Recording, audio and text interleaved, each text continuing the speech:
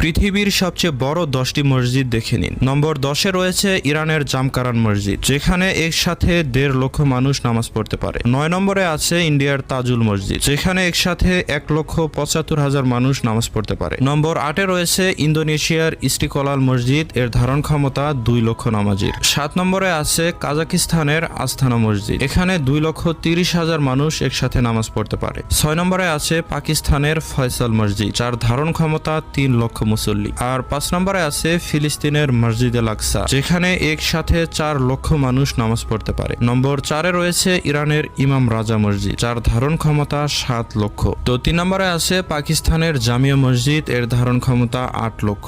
এবং 2 নম্বরে আছে সৌদি আরবের রাসূলের মসজিদ, মসজিদ আল নববী, যার ধারণ ক্ষমতা 15 লক্ষ। এবং প্রথম নম্বরে কোন মসজিদ আছে হয়তো আপনারা সকলেই ধারণা করতে পারছেন। আমাদের সকলের স্বপ্নের গন্তব্য মক্কার মসজিদুল হারাম, যেখানে একসাথে